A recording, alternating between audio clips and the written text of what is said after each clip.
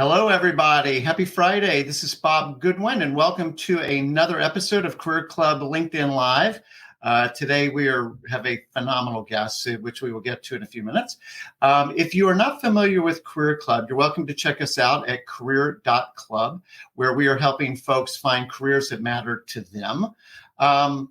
Also, as we kind of start looking forward to next year and some of the guests that we'll be having on as we launch season 2 of Career Club Live, very excited to have Joel Rubinson, who is probably the smartest person I know in measuring marketing spend. We'll have Jared Schreiber, who some of you may know as the founder of InfoScout, now the unicorn known as Numerator. We'll have Lori Stillman, Insights and Strategy from the National Association of Convenience Stores, Brian Choi, president of the Food Institute, and just loads of other great guests. So very much looking forward to that. With today's episode, this is live. So please feel free to drop into the chat. Let us know where you might be listening in from. If you've got questions for our guests, we would love to see those. So comments as well. So thank you. Also want to say thank you to my colleague, Joey Pace, who is the magic that makes today's episode happen. So with that, I would like to introduce today's very special guest, Katarina Berg. Katarina is the Chief HR Officer for Spotify. So Katarina, welcome. Thank you very much. Thank you for having me, Bob. Oh, no, my pleasure. Now, where do we find you calling in from today? So today I'm in Stockholm, which is it's the mothership of Spotify. So this is the headquarters, even if we are today in 45 different locations office-wise, but covering more than 190 markets. Oh, my word. How many employees does Spotify have? Close to 10,000 now. And what is the word that we use instead of employee? What do you guys call each other? Bandmates? We call each other bandmates or band members. Yeah, members. Yeah, I think that's awesome. And so we've already got Farina, welcome. Thanks for calling in from Toronto. So as is our want, Katarina, we just like to get to know you a little bit as a human being first. So where were you born and raised? So I was born and raised in Sweden. Usually say, and it's also true, I grew up on the 7 seas. My father was a sea captain. My dad is Swedish and my mom is Japanese, and me and my sister tagged along until I'm the youngest. So we tagged along on that ship, and my father carried kind of the curriculum, and we were only one pupil in every class. So you got all the questions. And then finally, when the Swedish school system said they need to come in and we need to check if they learned anything, we were like so relieved and so happy, because then you could kind of hide in amongst being one of 30 in every class. So, but born and almost raised in Sweden. Wow, that's super interesting. Just the whole thing with your dad being a sea captain, traveling, growing up. Common question. Maybe this is more U.S. kind of oriented, but where did you go to university? So I went to Lund, which is down south, almost close to the border of Denmark in Sweden. I also then had a year when I was in Utrecht, which is in the Netherlands, where I did my master's. So in Sweden and also in the Netherlands. Oh, very nice. And then just a little bit about your family. You already mentioned your sister. Yes. So very, very close. She's 4 years older.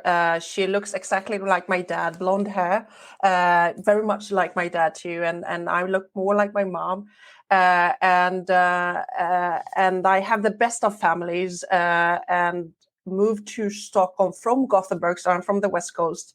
And as we all know that are from the West Coast, in any country, it's always the best coast, right? But now, I've been in Stockholm for the last 30 years after university, but I also stayed abroad for a little while. Do you mind just painting a little bit of a picture of your career arc? Mm-hmm.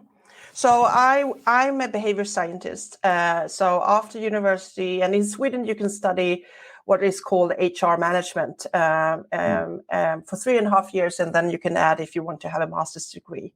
So I did that. So I've been also very faithful, and my first love, but not my only love today, was HR or people or whatever you'd like to call it. So every time I got a new job, I actually had the chance to change industry. So I started off in the car industry Swedish company called Volvo. I think most people are familiar with that. So from that, I went into the oil industry, a Swedish company called Preem Petroleum. From oil, I went to see, so I don't lie, commercial TV, Today Discovery Channel.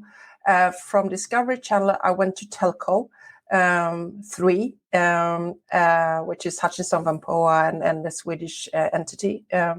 So from Telco, I then left for banking, Swedbank, Sweden's largest bank.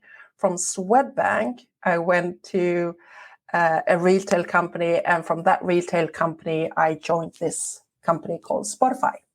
And you've been with Spotify how long now? 9 years, almost exactly 9 years. I joined in November. And how long had Spotify been in existence when you joined?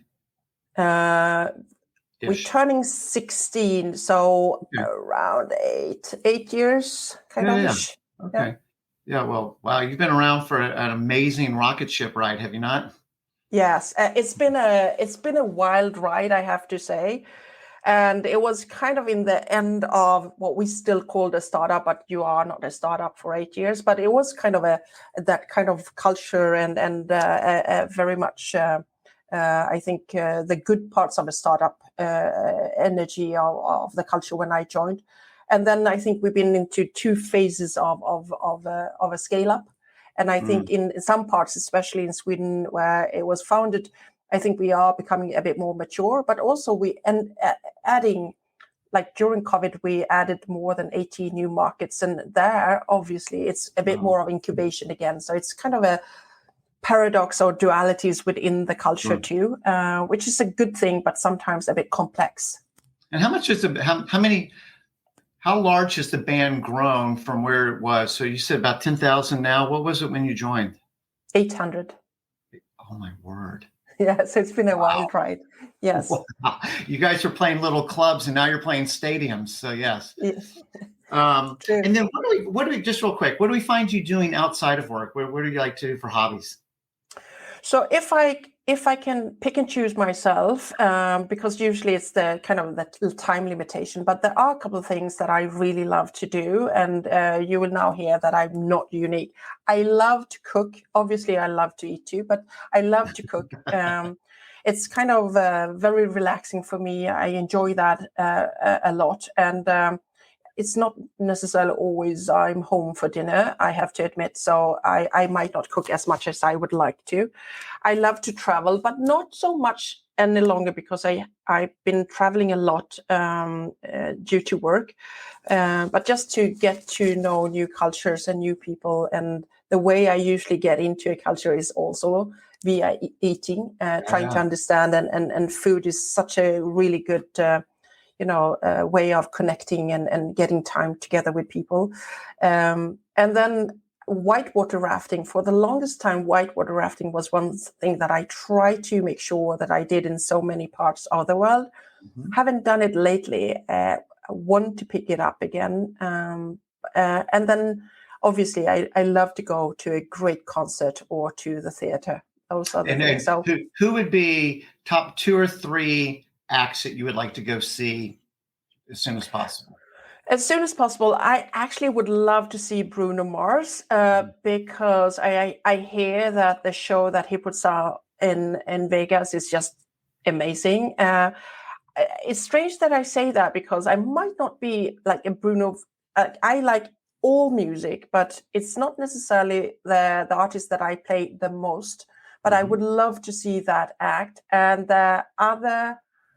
what would be the other thing that I would love to see now? I've been very fortunate and listened to a lot of music the last couple of years that I haven't seen. So I'm trying to pick 2 artists that I have. Bruno Mars and I would say Adele, I think. Ooh. Yeah, that would be phenomenal too. If you would have asked me 6 months ago, I would said Lady Gaga, but then I went to her tour when she was in Sweden, and that was just amazing. That was crazy. All right, well, we're going to sit here and talk music all morning, and we should probably get on with it. So, I found you in a Wall Street Journal article, And one of the things you were quoted as saying, I want to make sure I get this right, is if you recruit grown-ups and treat them like kids, it's going to backfire. Yes. And I want to talk about that for a second, but even the setup to that is, in 2021, you guys grabbed the top spot as America's most loved workplace in the rankings. And then maybe kind of tying that, if you hire grown-ups and treat them like kids, it's not going to work.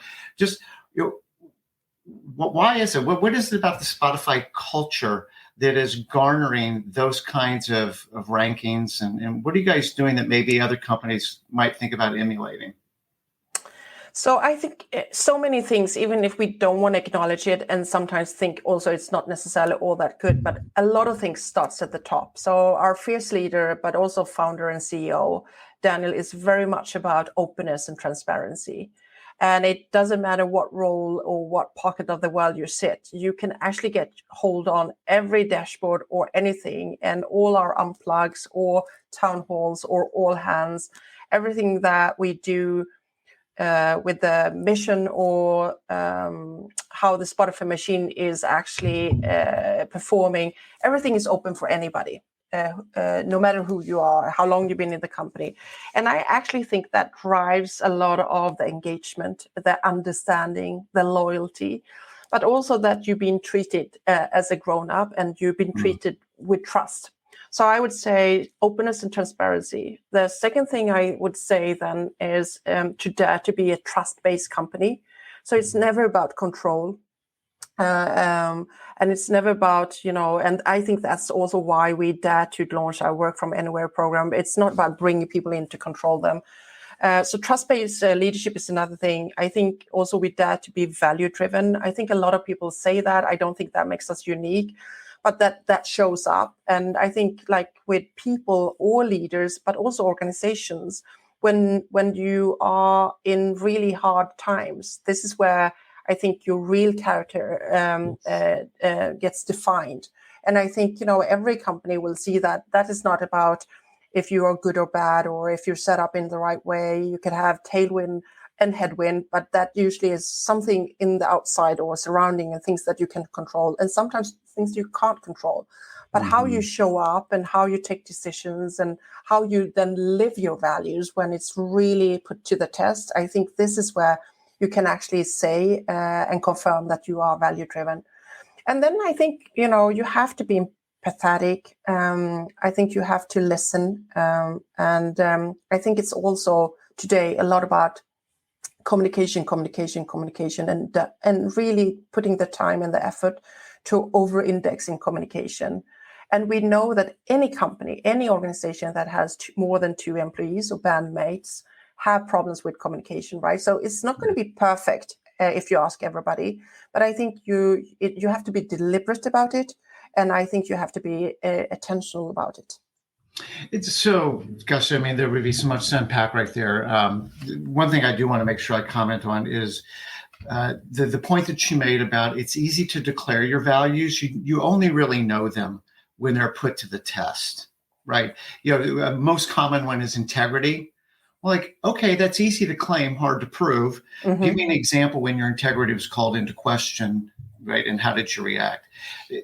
This is a little bit of a on the spot, so don't feel compelled, particularly if it's something confidential. But talking about transparency, that's a really interesting example. I worked for a company where the value was transparency to a fault. And so over-communicate, like you were saying a minute ago.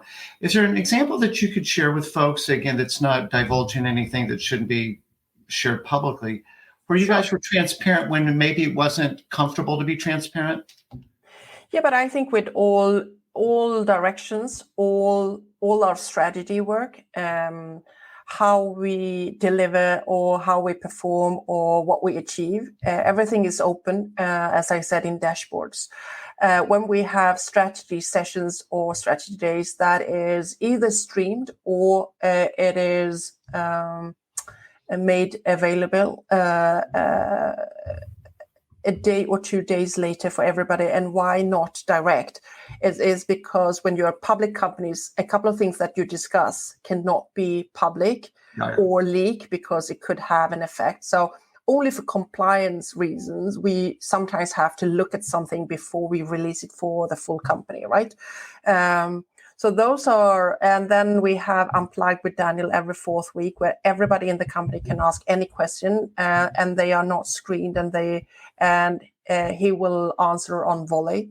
And then every fifth week we have Town Hall with Daniel, what's on my mind, and also questions to the whole executive team. And it's not scripted. And I think all these things, together with everything that we post on our channels or official channels, we know they can leak. Sometimes they do. But you know what? With all the information that is out there, it's kind of even surprising, even if it is actually a bit disappointing when it does leak. But everything could leak. So again, I think it's back to the grown-ups. And if you trust people, yes, most people, and I really mean most people, will actually honor that by keeping it to themselves.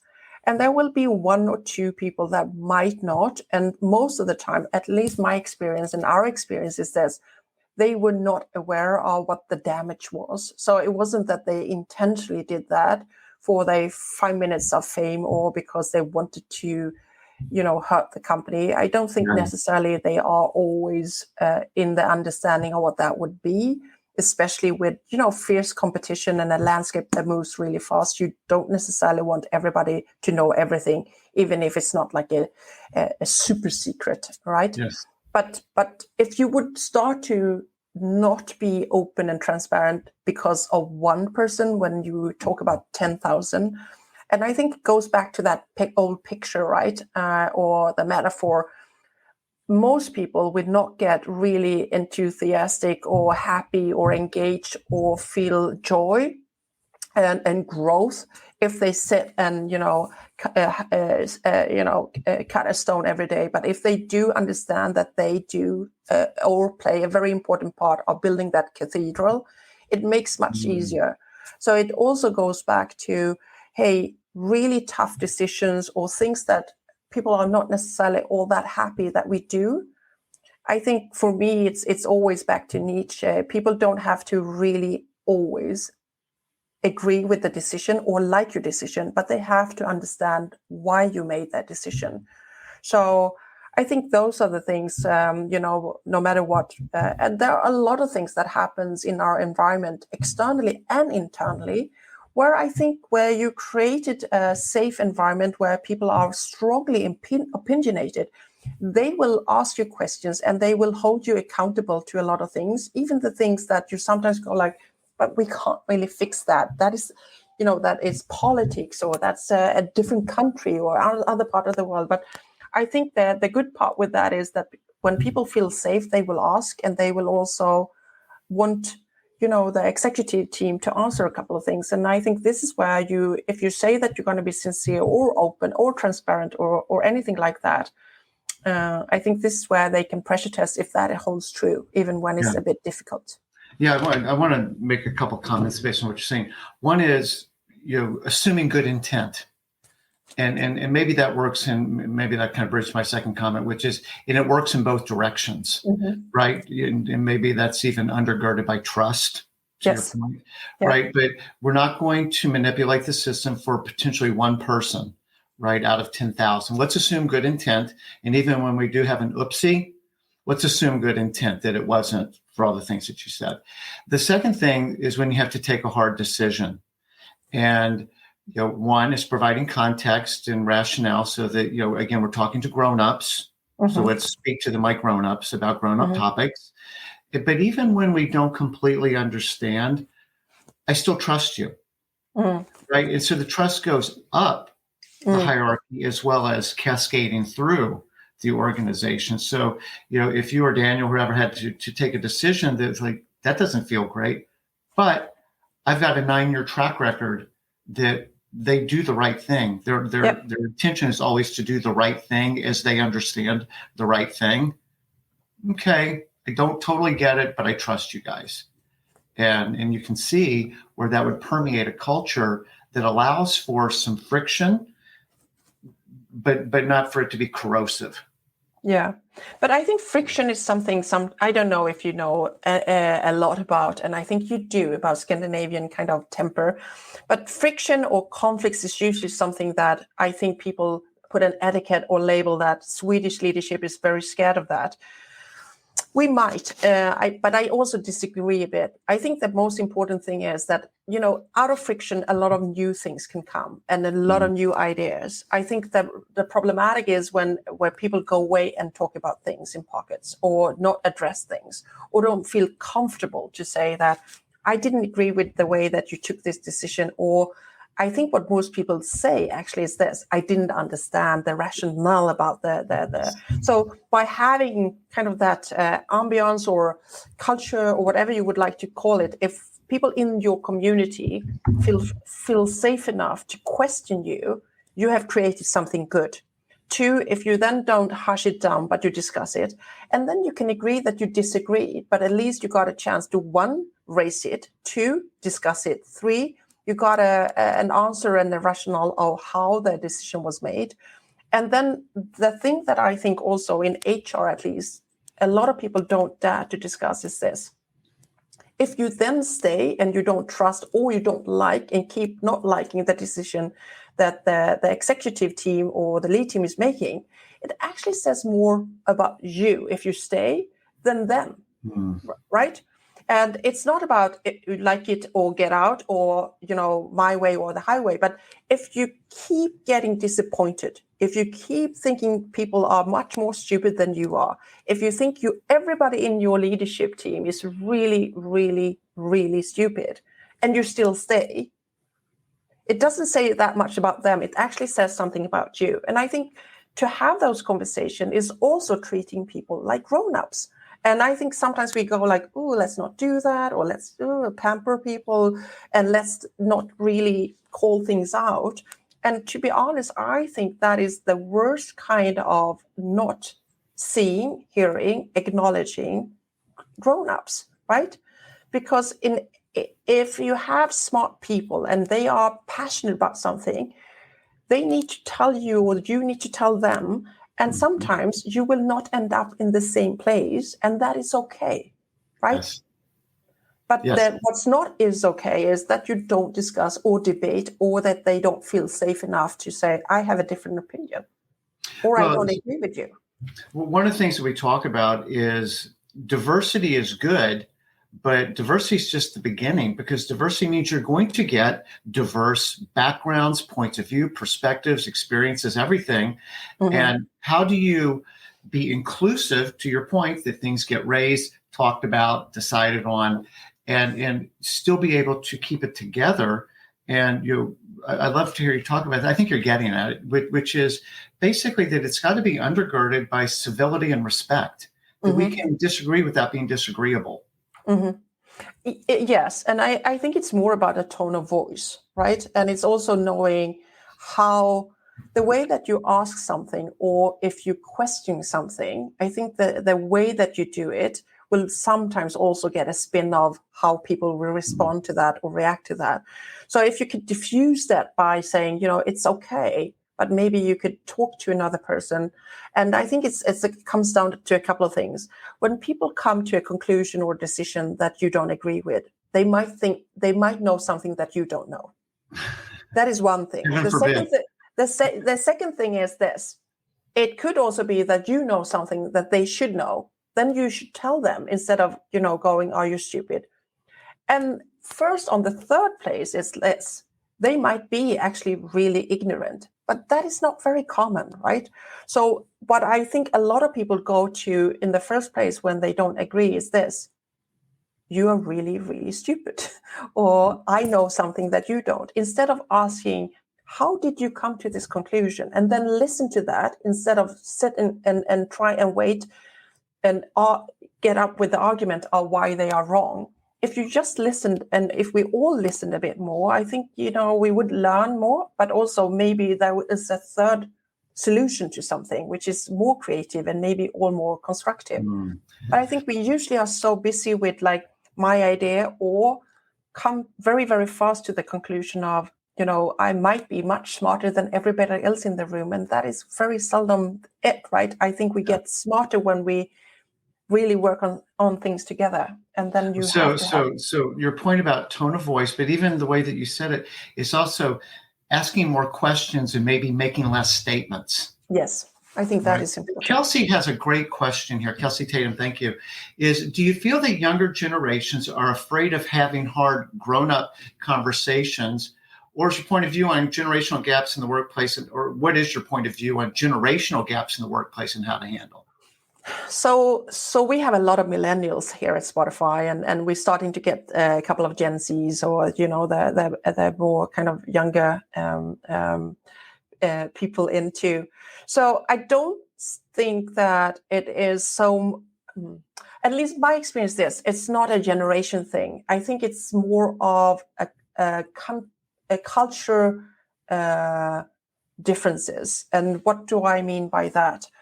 I think my experience is being in at least 197 markets. There are some cultures that are more hierarchical than others, and Swedish is not hierarchical. So it's very much open door policy, and you can talk to anybody, no matter who he, she, they are, and what role they have, and how long they've been here. And we don't really necessarily care about titles, and we don't understand why they need to be long, and why it's much more important to be an SVP than a VP. We focus very much on your impact and leading by work, and then you can be whoever.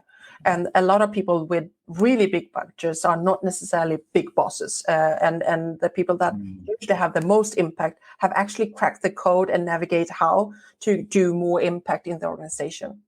So it's quite complex to come in here if you come from a culture where hierarchical systems and titles or whatever is very important.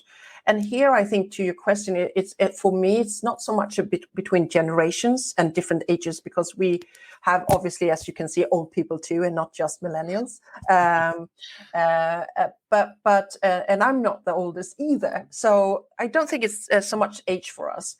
But what I think with the younger generation is that they act in a much more natural way than previous generations should have. They will question a couple of things. I think they are much more outspoken. I think they are a bit more. I think they're much more growth or driven by what's in it for me when it comes to learning new things and trying new things. And here I think the older generation can learn a bit more, because we spend so much time at work, right? So if there is no individual or personal growth, if there is no kind of openness when it comes to career growth, no matter if that is a very old, and as I said, at Spotify, it's not a career ladder, it's more like a monkey bar. You can move and you can step aside, and you go on 6 months parental leave, and you have 1 month to ease back, and you do other things, right? But it's all about that individual growth, because with the company, when the individual grows, the company grows. And when the individuals are doing well, the company is doing well. It's not much harder than that. So it's more about, okay, so how do we view leadership and transparency and openness and questioning people or leaders or ideas? What is the difference between Sweden and France? What is the difference between France and UK and Singapore and Japan and US? I think we see more differences there. Mm-hmm. But this is where I think a very active work on culture and what's important to us and what our playbook is, and this is why we think that culture vaccination is very important. It's about the Spotify culture and the way we want it, and being very open that we want it to be flat. We want it to be opinion kind of driven. We want people to feel safe. We want people to grow, because that is kind of our mantra. We want ideas and not bureaucracy to kind of drive us. And we want to go big and fast rather than, slow and exactly by the book. So one of the things, I mean, there's so much that we can be talking about. This is amazing. One of the things that you guys have gotten a lot of press for recently is around your mental health week. And I want to read something that I think you wrote. The only stipulation we had in place was that everyone disconnected. We all took time away from the everyday flurry of emails, messages, and video meetings. Sorry. Naturally, we heard feedback that not checking email for a week straight felt strange at first, but that the feeling of quiet calmness that soon won over was quite unlike anything else. So could you talk a little bit about, because I guess this wasn't your first time doing it, but what the original impetus was and how this has become a thing at Spotify and what other companies potentially could learn from it? Yeah. So our Wellness Week, we tried that first time last year. And it sounds like we never work at Spotify, but we take time off very serious. And I think it's also part of the Swedishness, because our 4, 5, or 6 weeks vacation, and especially during the summer, because it gets really dark, it's very important to us. You need to recharge, and you need to get that daylight and into your system and all that. And most companies have 4, 5, or 6 weeks. That is a given. This is on top of that, because when you take vacations in different parts of the world, and obviously summer in Australia is not when it's summer in Sweden or in US, right? What happens is when other people are working, it's that you will come back with a backlog, or people will ping you, and not because they want to disturb you, but because they are actually working. And it's very hard when you have a big team and it's a global team to kind of know where to send your email and not. And you don't want people to feel that they are not left outside when you're respecting them. So what happened with Wellness Week was we wanted to give everybody a time off, a week off at the same time. And what we learned after the first year of doing that and giving everybody that week on top of all the vacation that they have and other leaves was that everybody came back and said one thing. It was a totally different experience because you came back with no backlog. Nobody called you, emailed you, slacked you, or did anything except for you could be 100% focusing with the things that is important to you, and or recharge, or just sleep, or read a book, or whatever. And that feeling in the middle of fall in most parts of the world was really something that we wanted to give again this year, because the feedback was so anonymous. Everybody felt that it was really, really important, and also they felt very recharged. We also, like with everything at Spotify, very data informed. So, giving a day here or a day there it might sound good, and obviously a day is better than nothing if you are stressed. But if you have any symptoms of getting tired, and I'm not talking about like far into burnout, but if you have symptoms, if you a weekend take time off, that will really help you with a lot of things, and maybe also the warning signs and changing a couple of things in behavior. But if it's only one day, it's just going to be a break. And then when everybody else is also working that day, or everybody has that, it doesn't really give that effect that we were looking for. So that's why we brought Wellness Week back. As you've talked to other people who hold similar roles at other companies, are you finding that they're like, yeah, I think we could do this, or like, that's good for you guys because you're cool and Swedish, but that would never work for us? I think the reaction is usually 2 and almost 100%. One is, well, besides that is great and for you.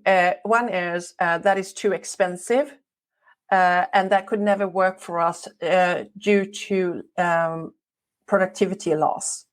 Mm-hmm. And I think for us, it's more the other way around. It is the productivity that happens for the last stretch into kind of end year, when everybody has a bit of a break, no matter where you are in the world or whatever you celebrate.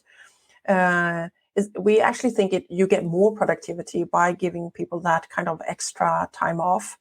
And the other thing is, so I don't think they think it's doable. And they think it's quite naive. I think that is the reaction I get. Or they think it's very Swedish. And I don't know. But what I give them right is this. When we gave global parental leave for all our employees, no matter if they moms and dads or surrogacy or adoption, same-sex couples, 2015, was the same reaction. Isn't that very, very expensive? And obviously it is, but we also had more than 28 years of experience of what that means for a country, a society, but also companies, and what that does internally for actually having people for 6 months to up to 7 months to try a job or a leadership position, with no loose face of, oh, maybe I'm not a manager after all, or it actually airs the system in a good way. And the person that is off, we all know that parental leave is the best, kind of leadership training that we don't have to pay for, because feedback is immediate. What works with your kids works with your kids, and what doesn't work with your kids. And the other thing is, most parents get much better at multitasking and prioritize. And prioritizing is something most companies are not very good at.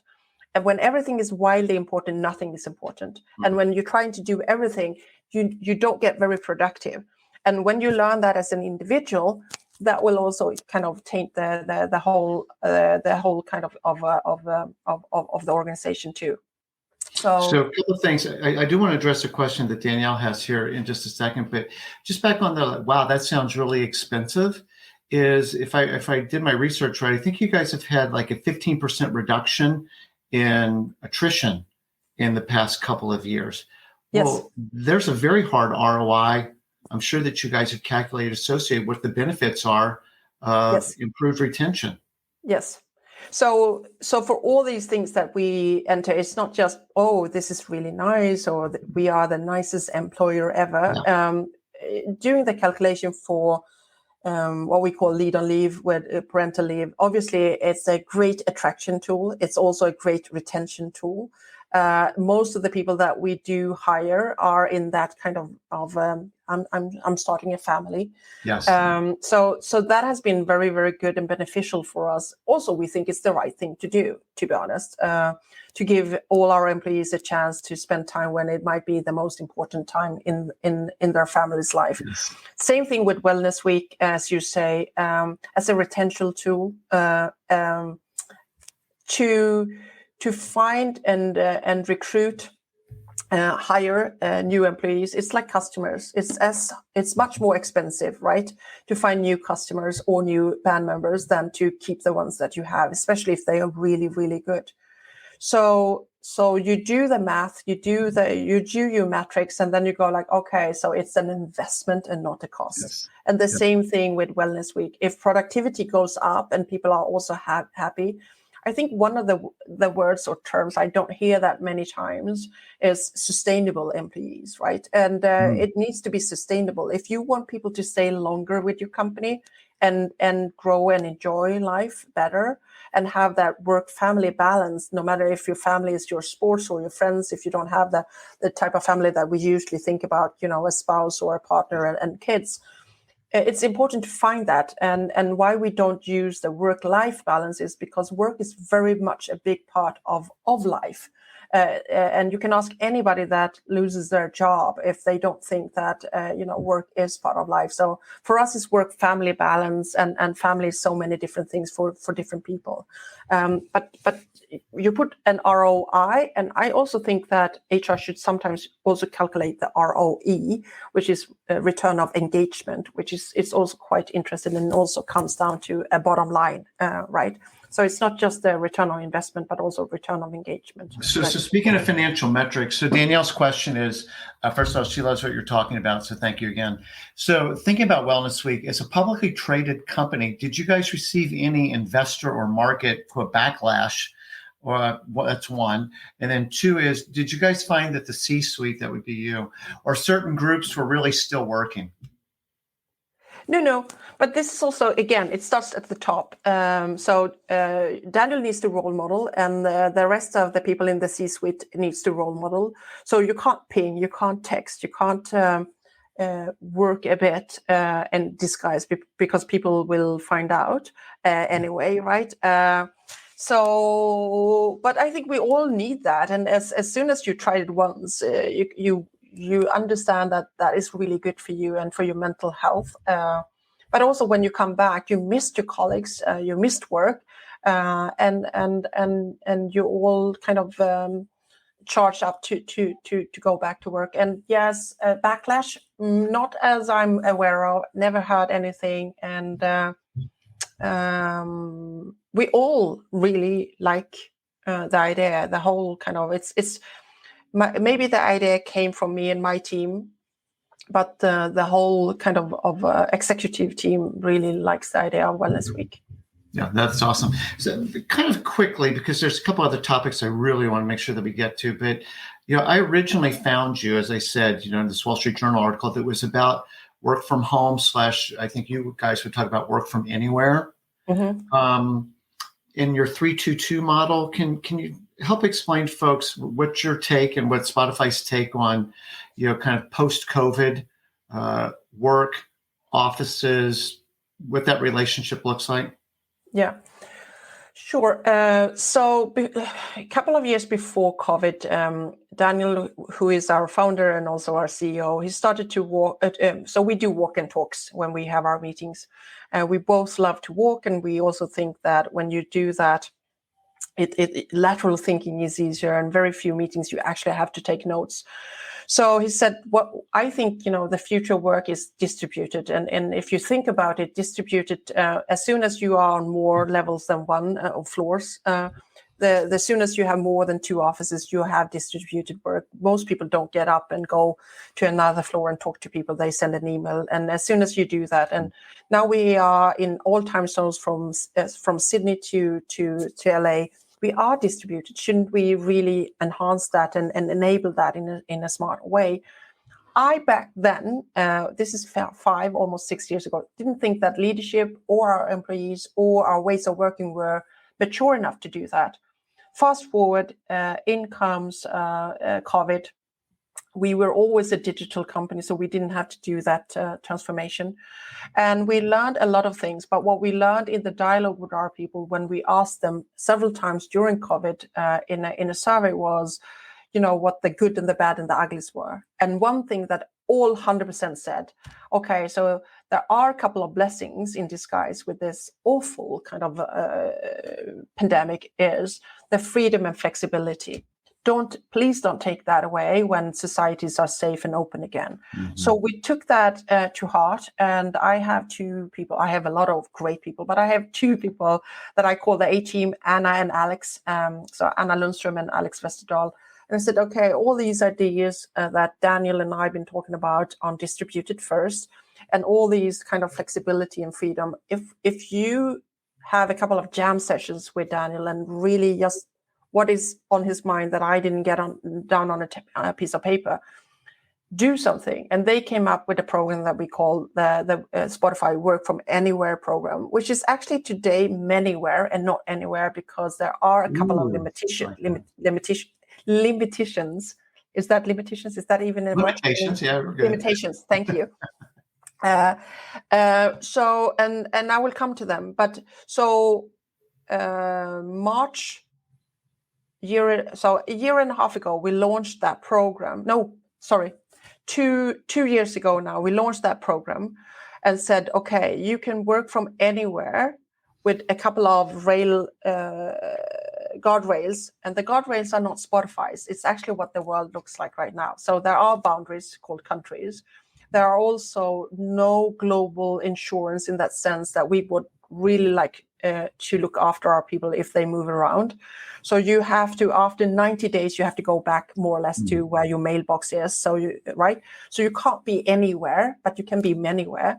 And in most parts of the world, there is a limitation to where you could go. So in US, you can be wherever, but you can't, as an American, you can't move anywhere without a couple of things changing. And you cannot move everywhere in US without knowing where you need to pay your taxes, right? But we had to put all these things into the program. So there's nothing, I think, there's no stone unturned in the program that we launched 2 years ago with, and then labor law. So from our side as an employer, we could give more freedom, but for the safety of our employees, bandmates, there are a couple of things that we want to make them aware of. So we did regions. So you can move, like in Europe, you can move. In US, you can move. In some parts in Southeast Asia, you can move. And those limitations are, again, not Spotify's. It's just otherwise, when you do that, you might not have the safety net as an employee that you would have if you would have stayed in the right place. You choose on a yearly basis a home mix or an office mix, right? And why do you do that? Why do you have to choose? So we know how much space we need to have in the offices when we grow. So it's more of a planning thing, and that you know when you decide to go into the office, which is you are free to do even if you have a home mix, and you are free to work from home even if you have an office mix. But we want to make sure that the service, the place, the way that they work, the people that choose this are actually sufficient and also relevant in the setup that we have in the offices. So it's a lot of things that we rebuilt all our offices when everybody was home, with the input of all, in dialogue with all our people of, okay, so we all brought work home when we were forced to be home for a while. And then we see now when we could open again that a couple of things from home we bring into the office. So more silent places than before, less desks, a bit more couches and planning areas, more strategy areas, for sure, more creative areas, because the people that choose to come in, that is what they do now. And everybody has the freedom and flexibility again to work where it makes sense for them, their family, have less commute and hopefully less stress. Quick question. What is your take on the point of view that we just lose so much spontaneity, maybe what you guys would term a jam session, like it's hard to jam alone. And Yes. But when we're together and I hear you doing something, like I can go riff in on that.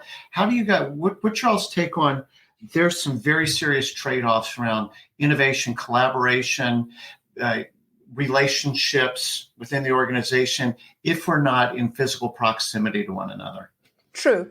So one thing that we have said internally, which is always more important, but also externally, is we want to be and we need to stay very humble. We don't have all the answers. We don't have all the solution.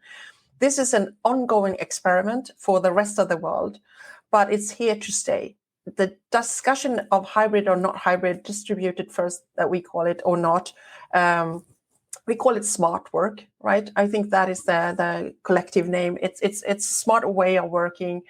And there's not one design, not one solution that will be perfect for everybody all the time. But there were 5 things that we were a bit scared or had concerns around. And we didn't want to only measure it ourselves, because sometimes you can be kind of a speed blind or like, oh, this is great. And even if we ask our people, we didn't want to do that. So we started to collaborate with the Stockholm School of University, with the researchers there. And the things that we wanted them to help us really stay close to. One is collaboration. And you mentioned that.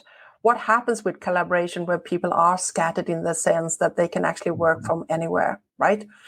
Does that go up and down? The second thing that we wanted them to help us with is creativity. And we differ a bit between creativity, but also innovation.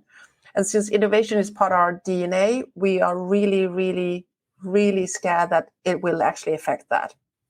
But we also saw a couple of things that are hitting creativity and innovation even more. It is when you're forced to work from home, when it's your choice and you can eat food, you can go to museums, you can see art, you can experience fashion, you can travel. Usually the things that we don't necessarily think about work is actually the ones that really will help you with creativity and then innovation, right? And innovation is usually not somebody, so only one person can create the wheel, but it's actually using 2 different things in a new way and put them together. So it's kind of in front of you, right? Kind of like Spotify.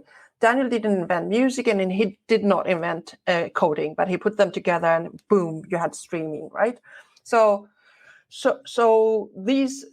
creativity, innovation, and collaboration. And then the word that we don't know, and we using 2 words to put that together, that's spontaneous, what we call the micro interactions, when people come together, planned, but more so not planned, and what happens, and when people look each other face to face in the eye, the energy and the well-being, right? And that leads to the 5th thing, which is mental health.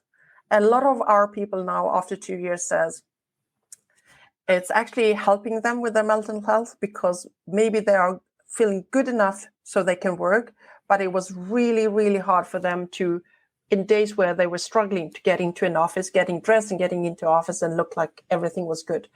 And then you have another bucket of people that says, it's quite scary because I choose a home mix, but I don't feel all that well by not meeting people and being part of like a physical community kind of, or reminded of it. So we want them to help us look into what we can do there, learn, and also put things into place that are not necessarily out there, because the old way of working, all countries and all companies have actually practiced that for more than 100 years. So we know what worked with the old model. We also know what didn't really work with that, right? This new model, it's only has maybe a year or two, and people go like, it's not working. Yeah, well, we haven't tried it for 100 years, and a lot of things are working for a lot of people. But there are a couple of things. And here I think this is why you need to stay humble and not saying like, we figured it out. We have not. But we are brave enough, or maybe crazy enough, to launch it because our people says it makes sense to them. And we only take care of our people. And it also makes sense in the way that we work with the tools that we work, and also being 100% digital at Spotify. You just gave me a new word, brazy. Brave enough to be crazy enough to try something. I want to just, here in the last few minutes, I want to kind of get into career advice. Obviously, a career club, that's what we're about, is helping people in their careers. Are there particular talent attributes, Katarina, that you look for when you're interviewing new bandmates? I think there are. I think they are very hard to describe. Obviously, one of the reasons why I come into work every day is because there's a lot of smart people and I learn new things every day, right? So, but if I put down to a couple of traits, I think people that are and also have the energy to stay passionate, curious, or at least curious, which has to do with the ability to learn and keep learning.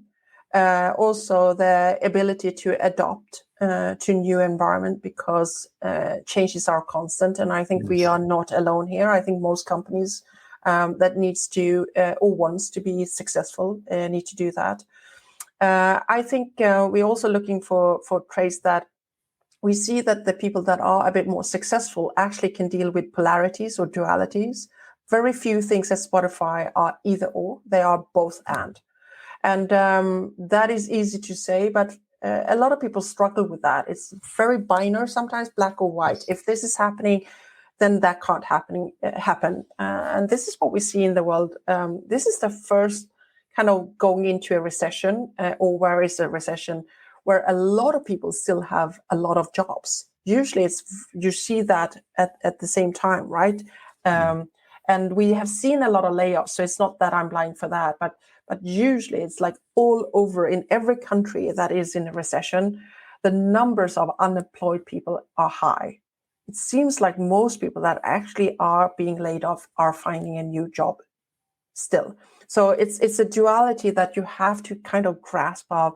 We're gonna not necessarily either accelerate or pump the brake. We're gonna do both. How do you do that in the business? Or we're going to go a bit left, but also right, and we're going to do it with a lot of energy. So I think duality, or handle dualities, and then complexity. It's a very complex world, but otherwise, it's like people are most like normal people. And then diversity has obviously been very important to us. But when we say diversity, we don't say that diversity is easy, but that is, the beginning of the game. It's not the end game. When you get, for instance, we are 50-50 in the board, but also in the leadership team when it comes to gender. But if Gustav or Alex or Daniel's or David's opinion or ideas are more listened to than Eve's or Dawn's or Dusty's or mine, it doesn't matter, right? So you have to crack the code of inclusion and belonging, right? And you also have to understand the systemic problems, and also the when it comes to equity, right? The equality of not necessarily everybody having a pencil, but when everybody has a pencil or when everybody has a voice, you also have to know how to use that, right? And so you have to be intentional, deliberate about that, and it always is what is the next layer, and usually that's where the tricky part comes. So it's not the obvious in the first, and I think this goes for these areas that we discussed now too, right? Yeah, well, to have the kind of growth that you guys have had consistently as you've scaled so much, being curious, understanding dualities, being cool with complexity in a rapidly changing world. I mean, just have to be in the fabric of your It folks. has, but you also have to understand, and I usually say this in the intro days, and everybody comes to Stockholm for a week when we have them. I go like, okay, so you know that change is a constant here, and we tell you in every opportunity that we get, even before you get hired. And how many people like change here? And most people go like, yes, I like change. I'm like, you are liars. We don't like change. People and human beings, we only like change that we initiate ourselves. We don't like it when somebody else initiates it. And some people are more open, and you can train yourself and all that, right? And you can handle it. But do you really, really like change if somebody else decided that we are changing and this is not good anymore? Most likely not, right? So you have to also understand that all the things that you do is going to be really, really tiring for people, and you have to be respectful about that too. And maybe even give them a week off to kind of absorb all the change. There you go. Last question, Katarina. What career advice would you give 28-year-old Katarina with the benefit now of hindsight? Two things. One is be patient. I think I was like everything should happen now. And obviously in Sweden, you work until you're 67. So not everything has to happen when you're 28. So patience is one. I still try to practice that. The second one is a bit longer, but not very long, is I'm going to use a word that I don't like, but I'm just going to use rules because I think the example gets easier. When you enter an organization, no matter what organization it is, and especially when you're a bit younger, but this goes for senior and seasoned people too, for sure, is try to first learn the rules, then understand the rules, play with the rules a bit, and then change the rules. If you jump to change, people will either get upset, think that you are ignorant or rude, or they will block you, or there's going to happen an org rejection. So when you have showed that you are interested in how things are being done here, and then you show that you understand, and then you try them for a while, and then you start to change them, I think you will have more people with you in that kind of change management by doing so. And it doesn't have to take time. It doesn't have to be like, you have to be there 10 years. No, but just don't come in first day and say, in my previous job, or I heard in university, this is the way we should do it. Just be a bit like back to the patients, I guess. Well, it reminds me of I don't know if it's Dale Carnegie who said this, but if you seek to be understood, seek first to understand. I think that is important. It's being empathetic. Well, Katarina, I could go on for probably all weekend chatting with you because you're fascinating. This has been extremely rich conversation. I'm not surprised at all. Having read a lot of the things that you've written, I kind of knew that we were mining a really rich vein of opportunity to discuss interesting topics. If people want to kind of get into more of this sort of line of thinking and things that you've written, what's a great way for them to find you? So the easiest way to find me is to go to the Spotify HR blog, where we write everything and not just about the success. You will find the good and the bad and the ugly things that we tried there. And it's not just me writing, it's the whole team. I'm truly blessed with the best HR team in the world. I know people get really upset when I say that, but I believe so, at least, that they are the best team in the world. They are just amazing. So you could do that. You could also, if you're more of a listener than a reader, like myself, you could also watch our VOD and Pod. On YouTube, it's HR The Real Deal, and on Spotify, it's HR Over the Counter, where we discuss. And most of the example and some of the guests will be kind of the leaders in my team that are, the experts or kind of the leaders of the teams that are excelling in different areas. Well, I think Danielle has said it best. You're amazing. Thank you, Katarina. Thank you. This has been such a pleasure. Thank you so much. And for anybody that's caught part of this or needed to leave early or came in late, this will be available as a podcast on Spotify, probably in about an hour. And then you can always watch this again on YouTube as well. So, Katarina, thank you so much. What a pleasure. And, my pleasure. I hope you enjoy your weekend. Thank you. Yeah, you too. Thank you very much. Thank you, everyone, for listening. Bye-bye.